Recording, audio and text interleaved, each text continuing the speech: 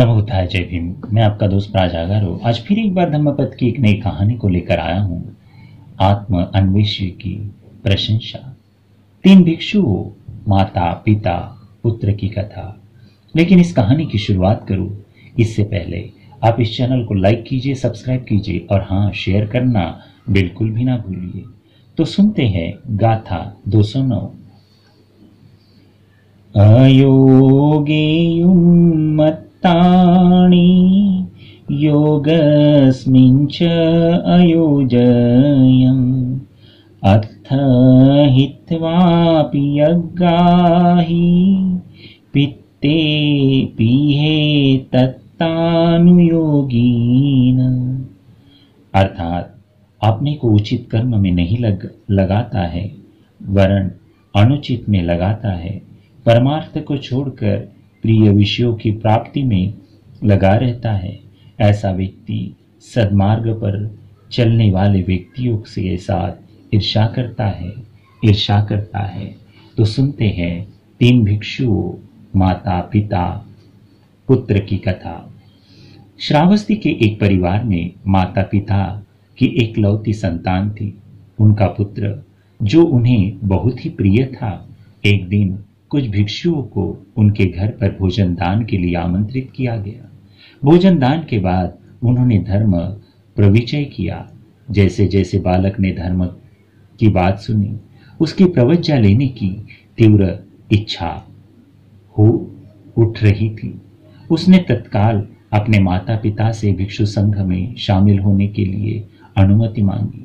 उन्होंने इसकी अनुमति दे दी।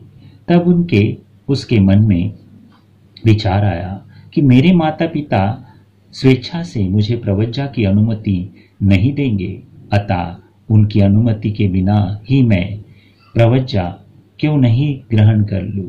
जब मेरे माता पिता घर में नहीं होंगे तब मैं घर छोड़कर चला जाऊंगा और प्रवज्ञा ग्रहण कर लूंगा।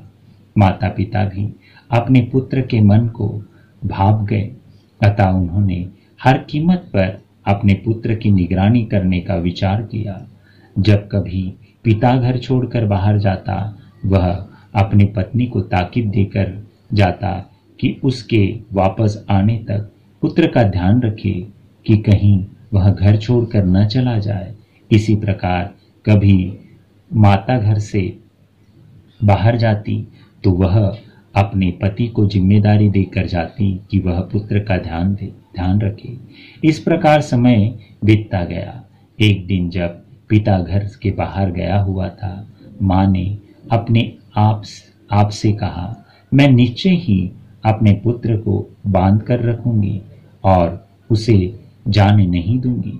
ऐसा सोचकर वह एक पैर दरवाजे के बाहर तथा एक पैर चौखट पर पसार कर बैठ गई। चरखे पर सूत काटने लगी। लड़के को लगा कि घर से भागने का यह अच्छा अवसर है। उसने सोचा, मैं अपनी माँ को झांसा देकर भाग जाऊंगा। इसलिए उसने माँ से कहा, प्यारी माँ, तुम अपना पैर जरा खिसका लो, मैं शौच कर आता हूँ। उसने अपना पैर खिसका लिया। वह बाहर निकल गया। वह दौड़ा, जोर से दौड़ा और दौड़ते दौड़ते बुद्ध विहार पहुंच गया। वहां पहुंचकर बौद्ध भिक्षुओं से आग्रह किया, भंते, मुझे भी संघ में शामिल कर ले। भिक्षुओं ने उसका आग्रह स्वीकार कर लिया और उसे संघ में शामिल कर लिया। अयोगेयुंगमत्तानि योगस्मि च अयोजयम् अथ हित्वापि यज्ञाहि पीहेत्तानुयोगीन। साधु साधु।